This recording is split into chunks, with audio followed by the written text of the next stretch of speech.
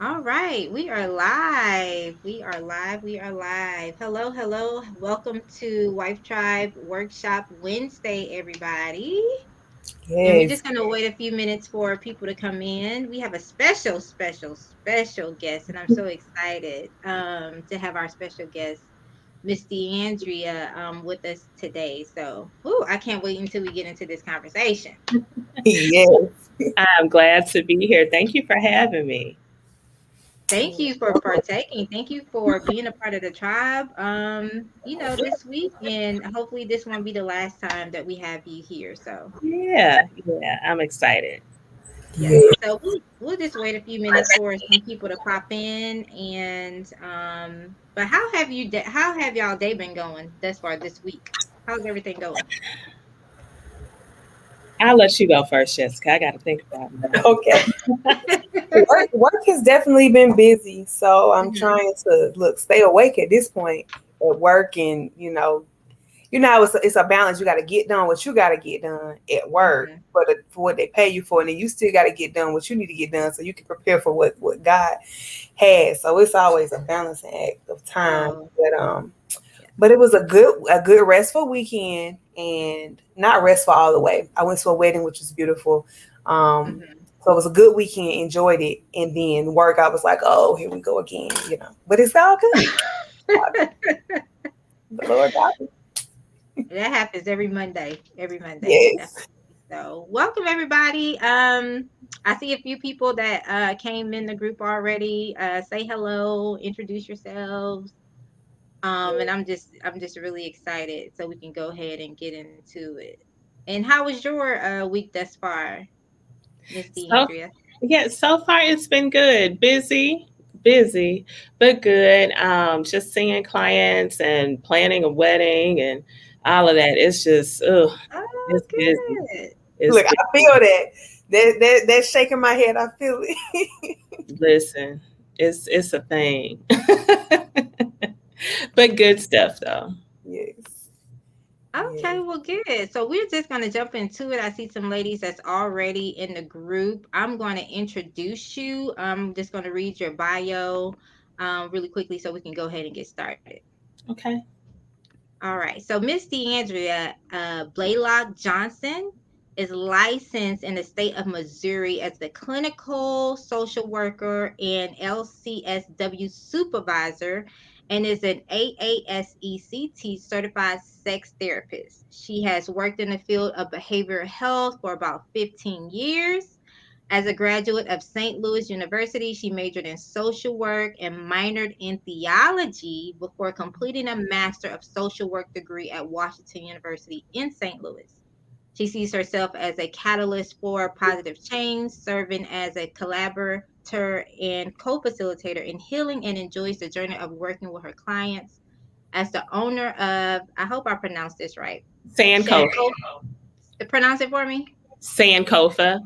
Sankofa Sex Therapy LLC. She works with individuals and those in all types of relationships and also provides therapy from a Christian perspective when requested. She conducts workshops about sexuality and intimacy and is a member of the leadership collective of Women of Color Sexual Health Network. She also serves as a facilitator with the Theater of War Productions, completing two off Broadway runs of the critical acclaim at Tingon in Ferguson. Oh, that's great. In addition to being your favorite sex therapist, she is a hunter of fabulous earrings and a baby sneakerhead. Now that's interesting because I wouldn't have thought about the baby sneakerhead.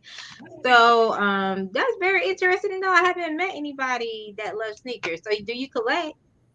I just started. It was right after my late husband passed away. I was like, well, let me, looking into different things, and I started liking sneakers, and it's just Oh become a wow. thing. I haven't like I'm not a hype beast. Like I don't like stand in line for Jordans or nothing like that. But Okay.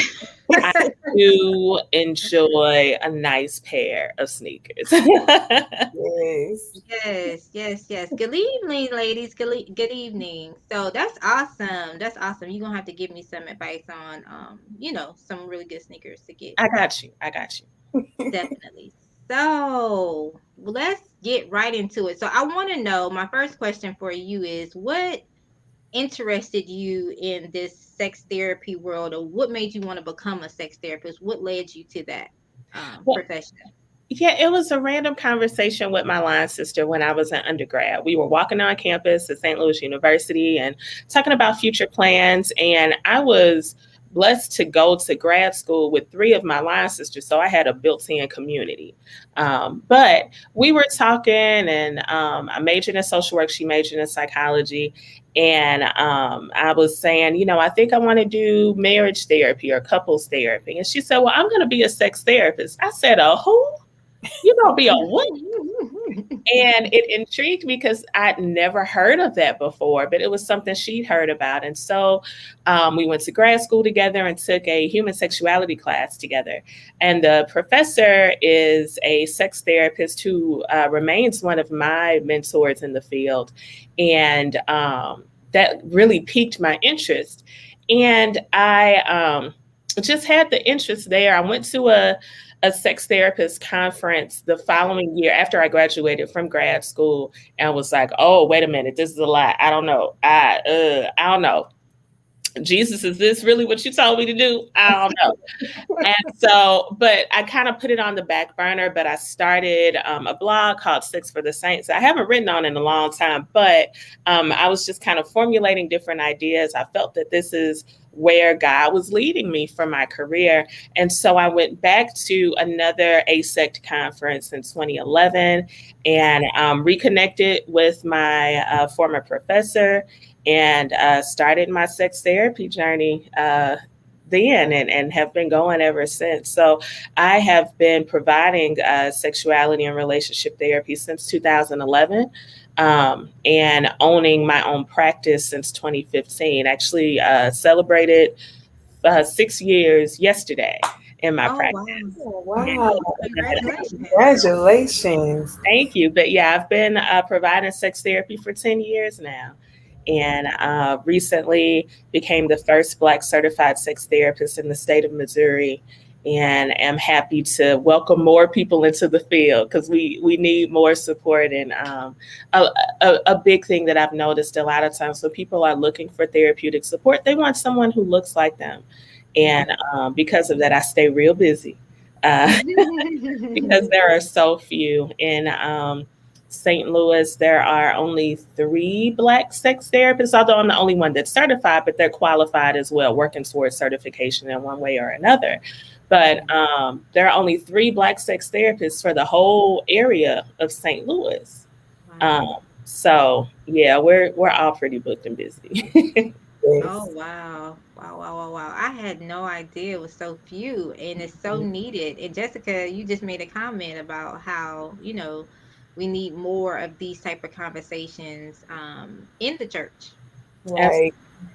Definitely in the church, in marriages. This is a conversation that we have to have. So I'm ready to get into it. And ladies, if you have any questions, put your questions for our sex therapist in the comment box. And then while we're having our conversation, we'll stop and answer your particular question. So we're going to dive into it. I know Jessica has some questions. I have some questions. Yeah. So let's just get right into it. So let's talk about problems with lack of desire. So I know it's so many women that we were just talking about how we just have to balance so much in our lives. We're working, we're moms, we're spouses, we're running businesses. We're just kind of running around like a chicken with our head cut off a lot. And some women don't have the desire at the end of the day to maintain a healthy sex life. They don't have the energy to be spontaneous or anything like that. So what do you suggest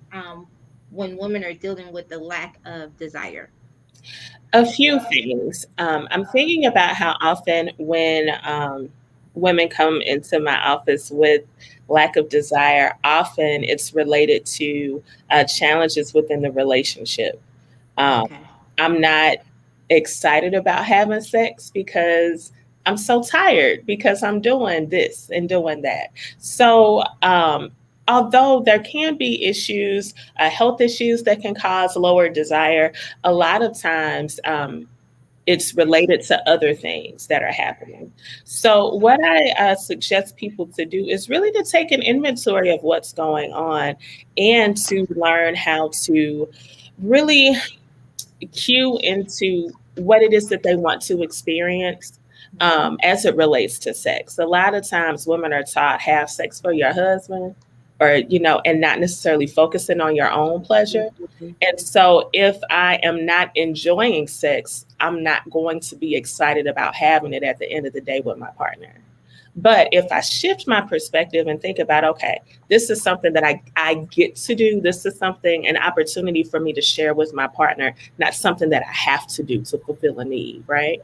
So I would suggest people to look at shifting their perspective, but also really taking an inventory of what's going on in their surroundings. Are they not giving themselves space to experience pleasure?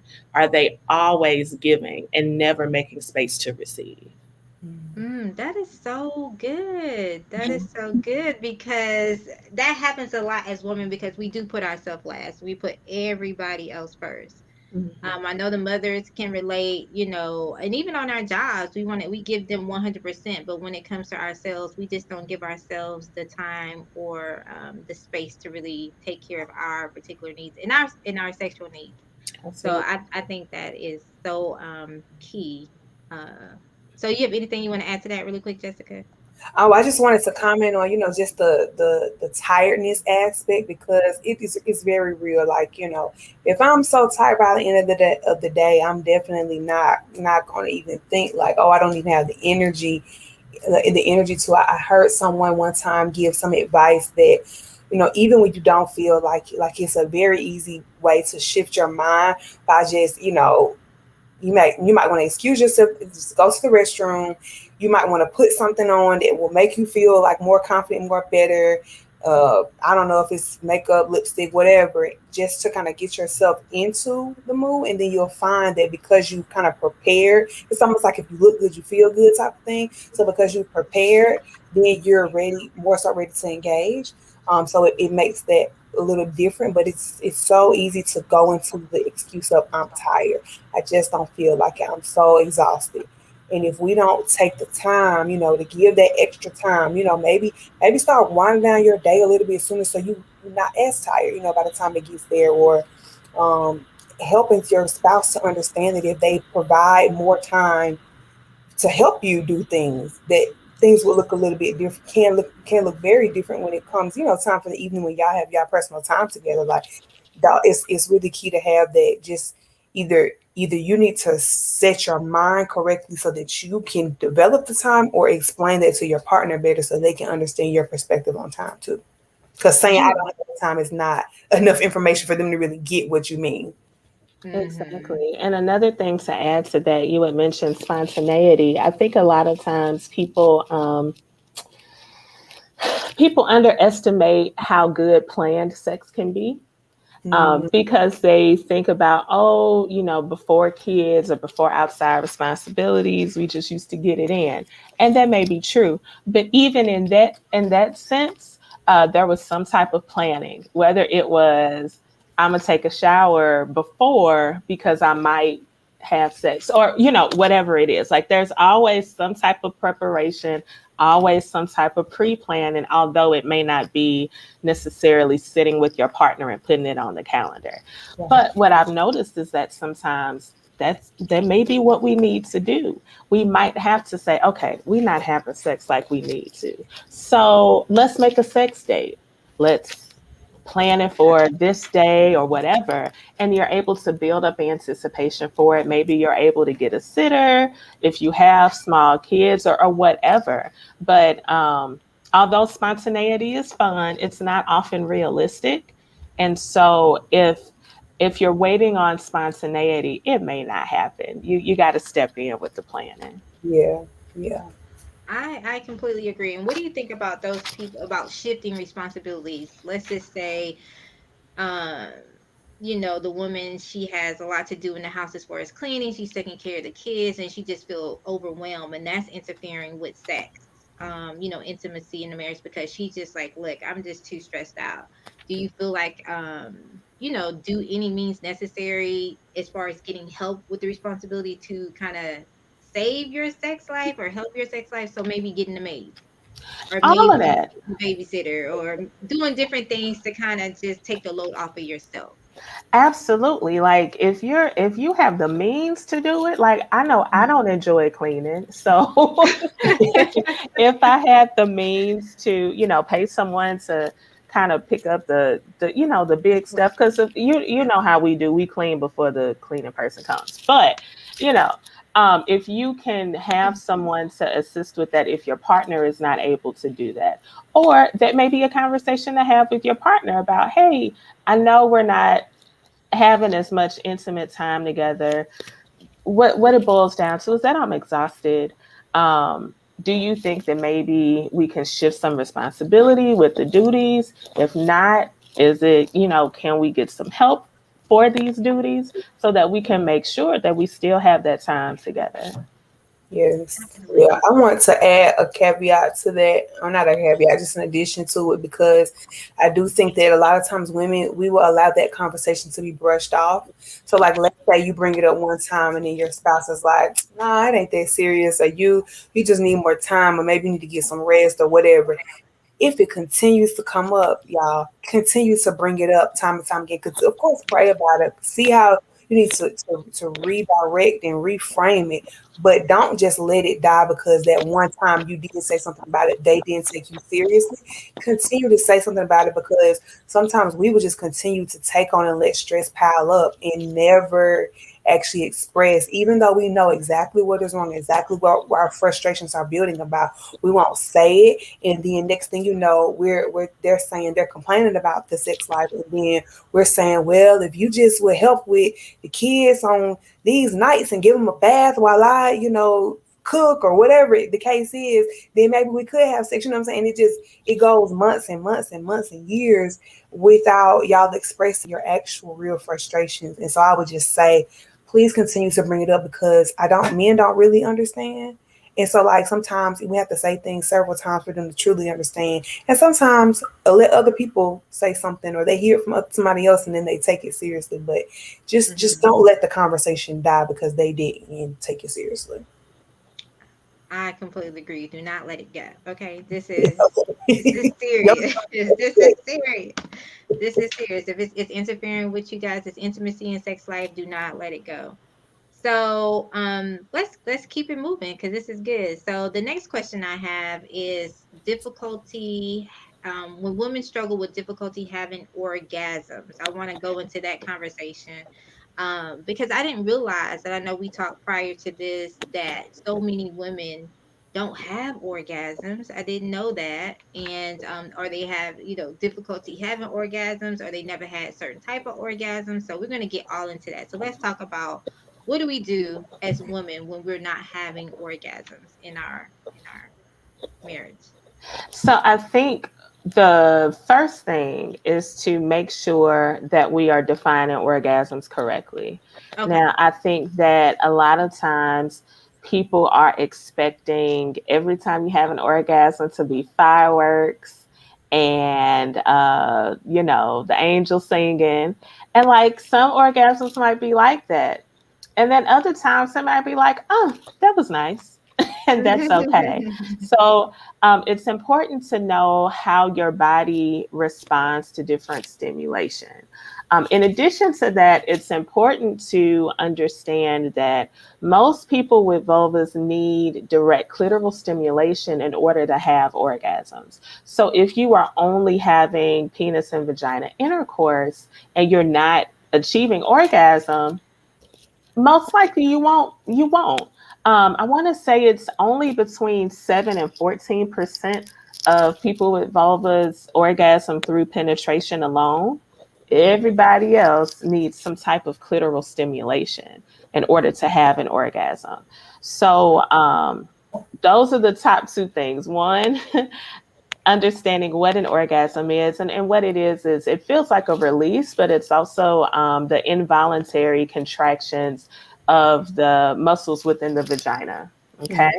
Mhm. And also another thing is that people will conflate orgasm and squirting as the same thing. And those are two separate events. Although they may happen simultaneously, they're two separate things. And so people will say, I'm not having an orgasm, but they are having the involuntary muscle muscle movements. They are having that feeling of release, but they're not squirting. It's like, no, you're having an orgasm. Those are two separate things. And also just like really understanding your anatomy. And we talked about this a little bit before prior, but understanding that you can do some self-exploration if you're not interested in solo sex. That's perfectly okay. However, people with penises don't have to look too hard to find their genitalia. It's kind of right there. Whereas people with vulva, we have to get a mirror. We may have to stand a certain way, get the light right, so that we can see what our genitals look like. And it's important to understand where things are, and what feels pleasurable to you, and knowing that self-exploration does not have to mean solo sex. It's just an opportunity for you to get to know your body, to understand your own anatomy. Often when people get married, and I'm speaking to somebody who grew up in church, and, you know, as a part of purity culture, it's this idea of, you know, wait until you're married to have sex. And, but like with that, there's no instruction on how to have sex once you get married. You know, it's like swing from the chandelier and do this so that you keep your husband, but you ain't taught me how to bolt down the chandelier. You ain't taught me how to stretch properly. You know, like, what am I supposed to do with this? And in addition to that idea, really relying on our partners to supply our pleasure, as opposed to understanding what brings pleasure to us. So, yeah. So one, understanding what an orgasm is, right? And two, understanding your anatomy. Knowing that most people with vaginas need, or vulvas need, some type of clitoral stimulation. And then three, understanding your own body and what brings you pleasure. That's good information. Anybody have any questions, please put them in the comment box for our sex therapist. I know you might be a little nervous to put some questions in, but it's all good. You can put the questions in, it's okay. This is a safe environment where we can have these type of conversations. So I noticed that people don't really want to, you know, ask the question in front of, you know, other people. So I understand that. And yes. I did bring my vulva puppet to talk about anatomy a little bit. Is that okay? That is okay. Let's see. Right. Perfect. So this is my vulva puppet here. And this is an anatomically correct model. Although she's a lot larger than most vulvas, but just so that you can see. So what you have here, this would be like the mons pubis, or where the pubic hair is, right? This is actually the clitoral hood. These are the outer lips and the inner lips. And you lift up here, this is the external clitoris. And what we've learned about the clitoris is that it is a wonderful internal, most of it is internal, and it contains about the same amount of erectile tissue that penises have. And so just as people with penises, when they're aroused, often they will have erections. The same things happen with clitorises, right? But anyway, that's the head of the clitoris here underneath the hood. This little rosebud represents the urethra. That's where urine comes from. That's where, if someone squirts, that's where that would come from as well. There's a little ridge inside of here that represents what's known as the G-spot. But as we continue to learn about anatomy, we're learning that's really just the underside of the clitoris, the underside of the head of the clitoris, rather. And then also here, you have the vagina, or the introitus, and that's where your menstruation would come from, in addition to having intercourse here. That's the vagina. So the whole thing is referred to as the vulva. Only this is referred to as the vagina. Oh, okay. I was wondering when you said that term, I was like, what did she say? Yeah. Wow. I was like, she got to be talking about the vagina. Okay. Yeah. So the whole thing is called the vulva. but only the introitus, or where, like I said, you would have intercourse, or where menstrual blood comes from, that's called the vagina. Okay. Okay. Okay. And so, as I was talking about how the clitoris is an internal organ, this is a model of that. So, all we see is this external part here, and that's covered by the clitoral hood. But when the clitoris becomes erect, all of this tissue is filled with blood, and it becomes more sensitive to the touch. And these bulbs actually extend around the introitus, or around the vagina.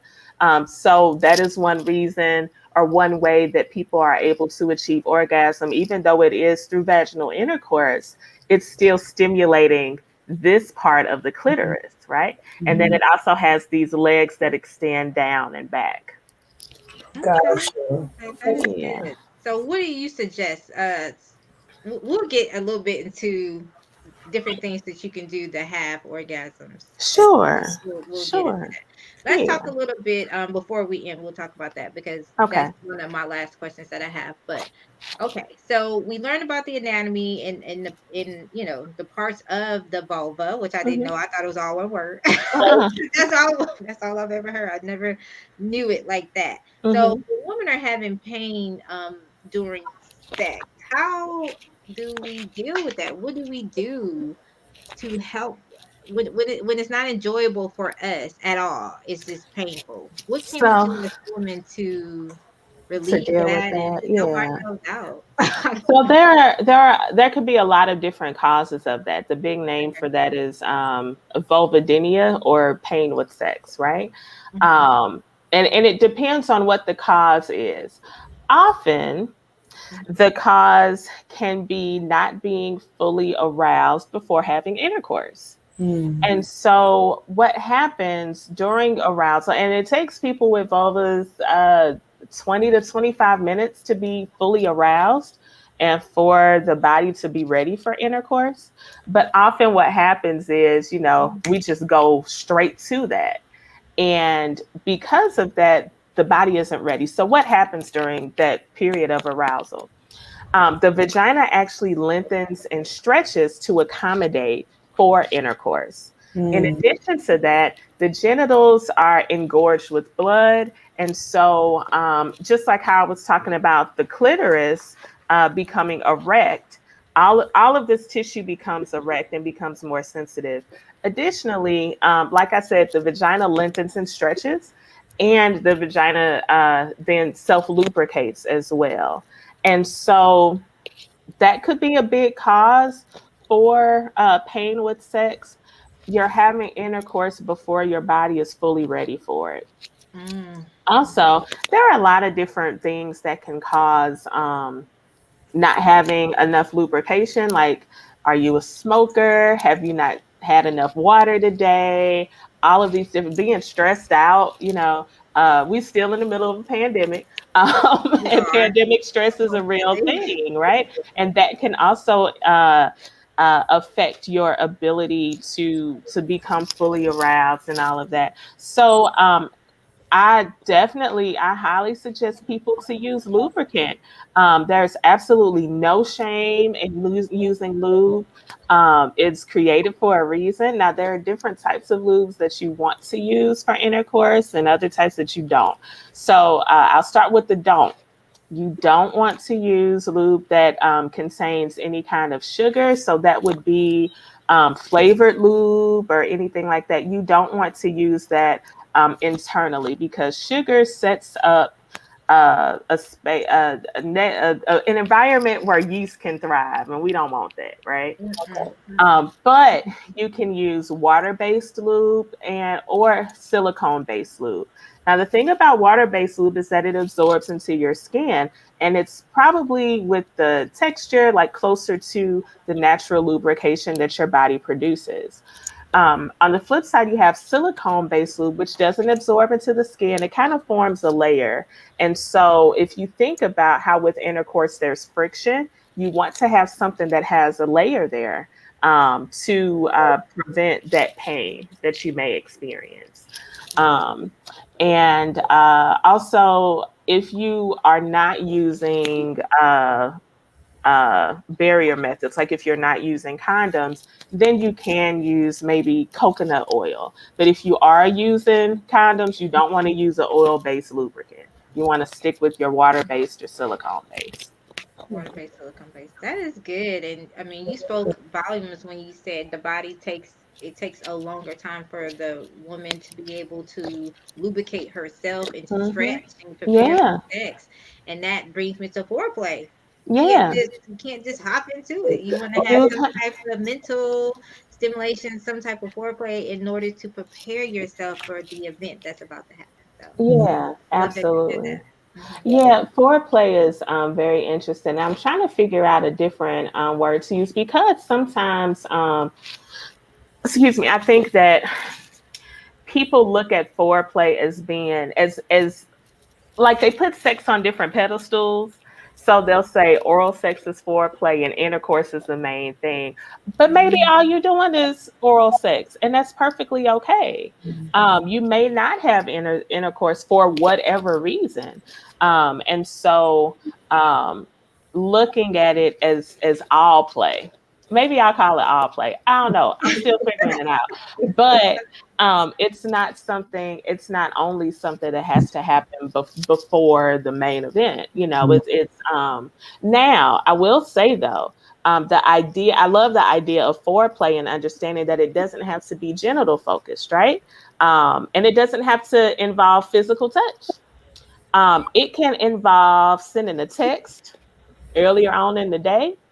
It can involve, a conversation or a kiss on the neck.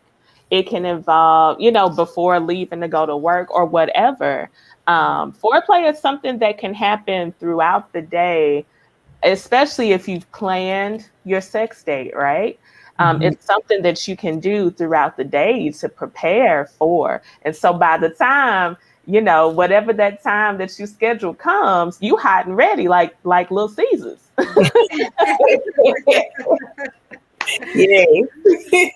That is funny. I love it. And that is so good. That is a great idea. And I love that you said that it's not physical because a lot of people think that it is, that it has to Yeah. be, physical test. You have to be staring in each other's eyes for this period of time and testing each other. And that's foreplay. So, that's Yeah, what it the doesn't. world have taught us. Yeah, yeah, and it doesn't have to happen that way. I really like to think of relationships as choose your own adventure. Although we do have different models that we look at and that we see and that we may follow, your relationship is still your relationship, and the way that you have sex with your partner is just that. And you can choose how you want to relate to each other, how you want to get each other ready. It doesn't have to be only this way or look a certain way. You can create that. I love that. I Hmm. love that. This next question that I have, this is, I don't know. I was back and forth about it because I was like, should I even bring this up or not? But it's a real thing, and so I really feel like it should be talked about, oral sex, because a Hmm. lot of people don't talk about oral sex and the importance of it. I want to know your perspective as a sex therapist, how important it is to have oral sex, and I don't know how important Yeah. it is, how vital it is in a relationship. And I know a lot of times, I know ladies, we've heard this before. This is a man thing. Men love oral sex. They want to have oral sex, and I've heard that a lot of times women don't want to give oral sex, but it's something that is necessary in certain relationships. What is your take on oral sex, this in general? Yeah, I think it's important to communicate what it is that you want to experience with your partner and for your partner to feel safe enough to communicate with you. And to then explore if you have any hangups around performing oral sex, what those are. I think about how we're taught certain things, specifically within our faith communities, about good girls don't do that. And if that is something that is keeping you from certain things within your relationship, that may be something to really explore and break down. And like, why do I believe this? Is it that I don't like it? Because like, it's perfectly okay to not like doing something. Mhm. But if it's related to any shame or guilt that you may have, then it's like, let's break that down. Let's see where that's really coming from. And yeah, so and also going back to the idea that most people with vulvas are not going to orgasm unless they have some type of clitoral stimulation. Mhm. That stimulation can come from hands, it can come from a mouth, you know, other things. And so it's important to be open about what types of experiences you want to have and to explore, if you have any hangups about it, like where that's coming from. Is it a genuine, I just don't like doing it? Or is it, I don't like doing it because I was really told that I shouldn't be doing it because XYZ? And that's a whole nother thing to dismantle. And that's okay, but we got to break that down, because you're really limiting yourself on the types of pleasure that you can receive and the types of pleasure that you can give to your partner. Mm-hmm. Yeah, definitely. Definitely. I completely agree. And I love that you said that, you know, if a woman is struggling with having orgasms, oral sex is a great way to help her. Mm-hmm. Absolutely. Learn to have an orgasm, because it's different types of orgasms. And so I think that's great. So it's a good thing to try to identify and experience to help you achieve, you know, your goal and your whatever goal that is in your sex life. Yeah. And It then helps. also, it does. And I'm thinking about how a lot of times women have troubles with receiving. And Mhm. so we're often given, we're okay with giving, we're okay with sacrificing, but self-sacrificing doesn't make you a good woman. And not speaking up for your pleasure, or not putting yourself in a position to receive pleasure, Mm-hmm. doesn't make you any better of a wife or a woman. Mhm. And so in receiving oral sex, that definitely puts you in a position where you have to kind of let go and be vulnerable enough to receive. I love that. I love that, because I mean, it's so many women that struggle with that, but just, you know, can't have those type of conversations. So I'm glad that Yeah. you definitely brought that up. So Right. before And I get, oh, go ahead. Go oh, ahead. no, I just want to interject that I think it's really important that women can have those conversations. So whatever you got to get over in your head about not being comfortable with, you know, a lot of times we have a lot of stigma, just because of how we're really not taught about sex. So then it makes us avoid, you know, even the word. So you are married. You have plenty of permission to have whatever conversations you want with your partner, or you need to have with your partner, so you all can start exploring what it looks like for both of you all to be satisfied in a healthy relationship. Because if you're not as satisfied, and you're just assuming that they're satisfied, and y'all never have conversations about that, and then one day it randomly, you know, comes up as a problem, and then you got to do a downward spiral just to rebuild because you were so scared of having a conversation. Y'all just give yourself permission to have those conversations, whether you're newlywed, whether you've been married 10 or 20 years. Like, talk about your sexual needs. And you know, as you learn about what you need, you know, you may feel like, oh, okay, well, you know what, when you did this, that really helped, or that felt good. Like, have those, like, talk about it. I'm just saying it's okay to do so. Definitely. I completely agree. So we are winding down as far as time. So I want to try to get a few more questions. Did you have any questions that you wanted to ask really quickly, Jessica? I wanna ask the question about more of the stigma, just how maybe you can give advice for Christians specifically, because churches don't do sex ed. You know, they do the talk for teens and tell them not to have sex, which doesn't work, and that's why we have these issues And I've heard great sermons over like the past few years about sex, but it's from very particular churches. But for the majority of us, we don't get a good lesson. Even like you said, before you get married, they don't make sure like, hey, this is what to do, and this is what not. This is what feels okay. This is what's not okay. They don't. You kind of learn by error, and it's a shame. So I wanted to know, what are some things that you advise when you speak at churches or you speak to Christian couples, just for them to overcome that mental stigma and that block so they can actually, have that healthy part of their relationship?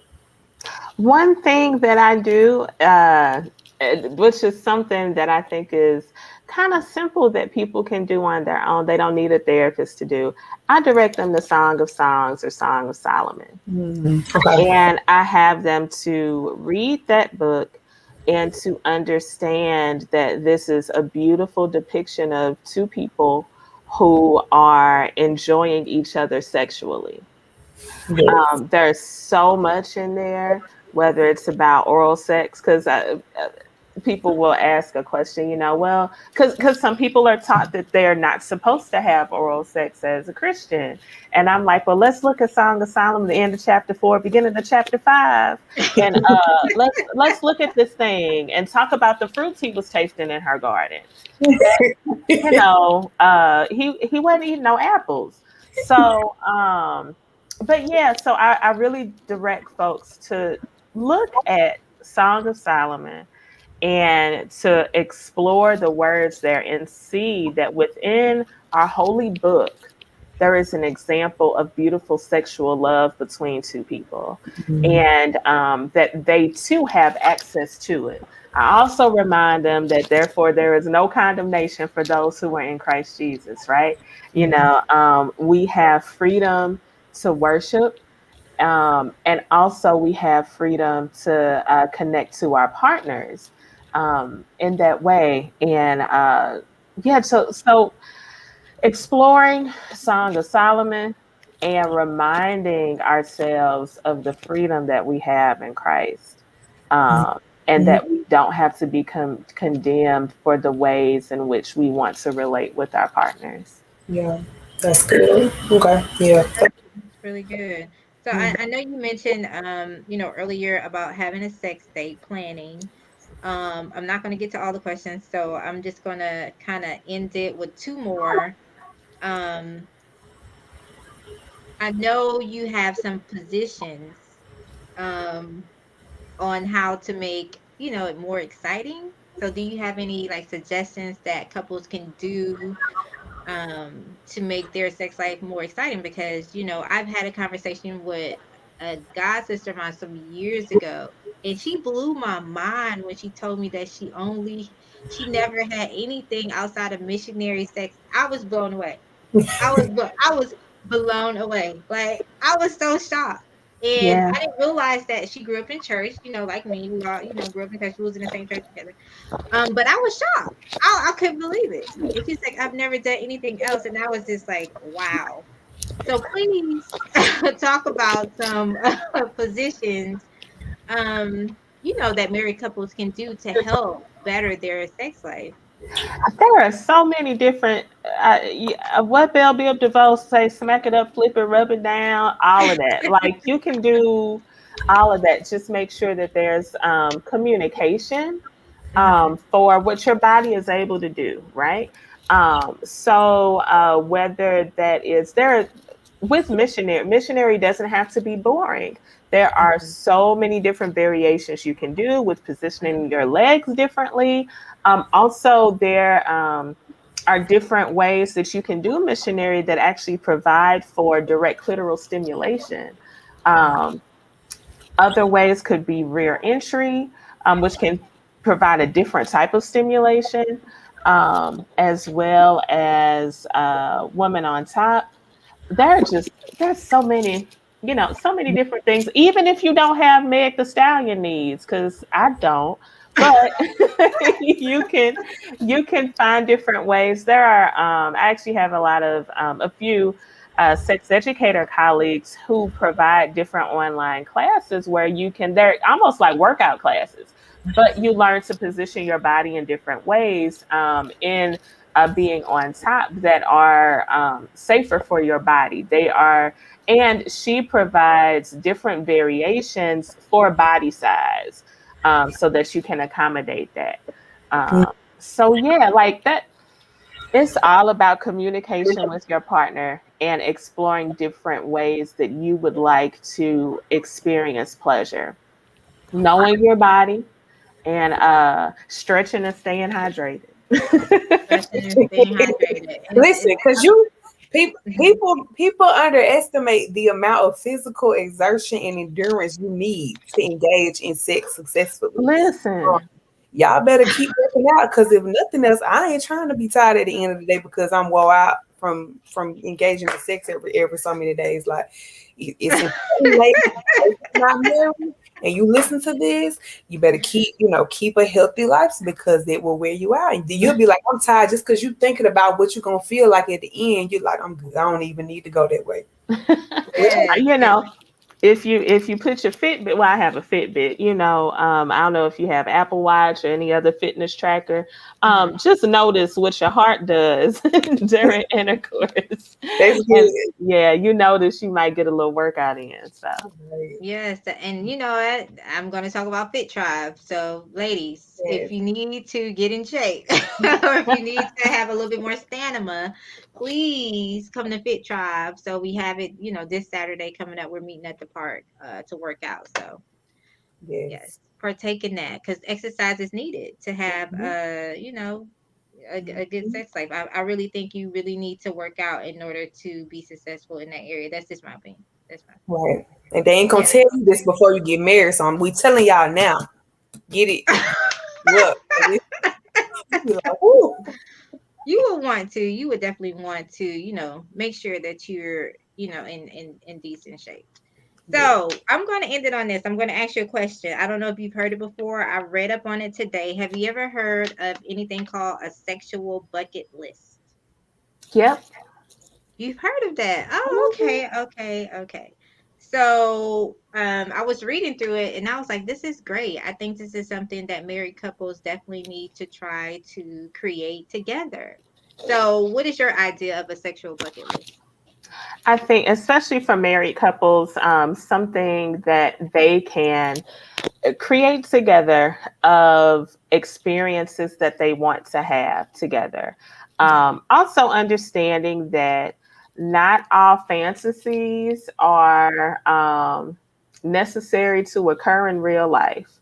It's okay if there's something that, oh, that might be fun, but that's not necessarily realistic. That's okay too. So that may not be something to put on the sexual bucket list. But you can still come up with other things that you might want to do, whether that is, it could be anything. you It could know, be, yeah. there's so many things that you can do with your partner and ways that you can kind of think outside of the box to have certain experiences as well. Yeah, so this is about just like you have a regular bucket list, like you want to be Mhm. able to do these things before you die. You want to create a sexual bucket list with your spouse. Like example, say I want to, have sex with my husband in the shower, or I want to, do a role play, or I want to have sex when we go to the beach, whatever, anything to create a healthy sex life and a fun sex life as well. We want to make Yes. sure that we are, pleasing our spouses and ourselves all at the same time. So I'm glad you heard of that because when Oh I was yeah. reading through it, I said, yes, I'm going to mention that because I think that's a Mhm. really good idea for couples Absolutely. to create their Absolutely. own bucket list. Do you have any other questions before we wrap it up, Jessica? One of the main questions I have is, can you just give us an idea of, let's say you're a couple, you're considering some sort of therapy. What type of signs would people notice in their own relationship that may say, you know what, maybe we should consider sex therapy as an option? Um, Yeah. That's good. So I have a lot of thoughts that are coming. One, you don't have to wait until something is wrong to go to therapy. Often, uh, people will come to me in crisis situations, um, where instead of when things are actually going all right, or not even just things are going all right, but the first sign that they see something that they don't really like, or not sure how to have a conversation about. So things will build and pile up, and then they end in my office and they may be at a breaking point, right? So, first, not waiting until you're at the breaking point to seek therapy. Um, that if there are different things that you're noticing, understanding that it's okay to reach out, whether that's for individual therapy or for your relationship. And so I treat those different clients differently. For individual therapy, that individual is my client. But when I'm working with someone in relationship, the relationship is my client, so that I'm not like choosing sides or anything like that. But that's my biggest suggestion, to not wait until the last draw. Mhm. Wait at the first one. Well, not wait, go at the first one. The first sign that you see is like, okay, this is something. Let's talk this out and let's get somebody, an impartial person, to help us work through these issues and give us tools so that we can continue to work through these issues. A lot of folks come in with different challenges, and at the core of it is often, not all the time, but often it's communication and not feeling that they are able to completely and openly express their needs, or they may not feel heard. So then what I do is I provide different tools for the couple to communicate with each other, so that they can then, because you're going to have disagreements, you're going to have things that pop up. But when you have those tools to deal with them, it makes it a little easier. Right. Right. Okay. Good. That's definitely good. That is so good. Well, I want to thank you so much for being a part of our Wife Tribe workshop. This month we have them every month, once a month, and you have given us some great We information need and her to come back, Errol. oh yes, you definitely have to come back, and I want to do some in-person stuff too. So we're going to be in contact, and Okay. we're going to do some things in the near future. Tell us, how can someone, if they want to, get in touch with you or want to use your services, how can they do that? Yeah, well, you can find me on Instagram and Twitter at Sankofa Sex. That's Sankofa Sex. And my website is sankofasextherapy.com. And all of my contact information is there. That is awesome. That is awesome. So, yeah, okay. So Jessica's going to put it Thank you. inside of the comment box so they can reach you. And so you have been amazing. I'm so shocked that there's only 3 sex therapists in your area. Yeah. 3 Yes. Black sex therapists. There 3. are, well, Mhm. total, it's only about 15 maybe for the St. Louis metropolitan area, but that's still not a lot. Mhm. And are you So, able to do some virtual if they have some maybe a couple needs some help virtually if they're in another state? Are you able to assist so them in that way? no, my license is only for Missouri. So Okay. now I am planning to start providing coaching services that I can do nationally, but that won't start until next year. But right now, I can only provide therapy to those that live in Missouri. Okay, Yes. so ladies, if you have some family in Missouri, knowing somebody in that area, definitely send Yes. And a subscribe message to out. her Instagram so that when she is doing coaching stuff, you all can be a part, because Yes. she was not limited with her license to be out, to be just within the state. So that's going to be really good for her. Yeah, thank you. Yes. One thing that I did want to say before we close out, air, I just wanted to encourage Hmm. women to really, take gratitude in our body, right? So God created our body to do what it's supposed to do when it's supposed to do it. And just like when you were describing different things that happen is, when our body is preparing for sex, it really reminded me of some of the same things that happen when our body is preparing to give birth. So like, our bodies were designed to do things, and we should not have shame around that. We really want to encourage our bodies to experience all of the muscle contractions and everything that's supposed to come when it's supposed to come. So don't let your mind block it out. Open your mind to embracing how God has designed our body. It's not what we have learned and been accustomed to is what we have to change. It's not that it's something wrong with our bodies. We can't change that because that's how it's designed to be. We have to change how we perceive what we have been taught. So just embrace what your body is meant to do and experience, because God has created a beautiful thing. He said it is good. Absolutely. So it is good. And just to add to that, the clitoris is the only part of our bodies that is strictly created for pleasure. God is intentional. Mm-hmm. And we have the only organ that is created for pleasure. Wow. So we need to praise our intentional God. Absolutely. Absolutely. Thank you so much, DeAndrea, for coming on tonight. And ladies, if y'all have additional questions, DM her on Instagram and get in touch with her so she can help direct you where you need to go. Send this live to some people, because we all know different people who struggle with this in their marriage, or they may come to struggle with it. It'll be on the YouTube page. So please share the link and let's help to educate one another, because we're the ones who has to do it. So thank you so much for coming. No problem. Thank you for having me. Yes, and we will see you soon, because we're going to have you on again. And ladies, Friday is Prayer Circle and Pillow Talk. So we'll see you on Friday. So definitely join us 7:30 p.m. Eastern Standard Time for Prayer Circle. So And Fit everybody Talk have, is 8 a.m. on Saturday at Stone Mountain Park. yes, in the Atlanta area. So thank you guys for joining us. We had a few ladies on, and like Jessica said, definitely share the link, and we will see you guys on Friday. Everybody be blessed. Have a great one. Bye. Bye.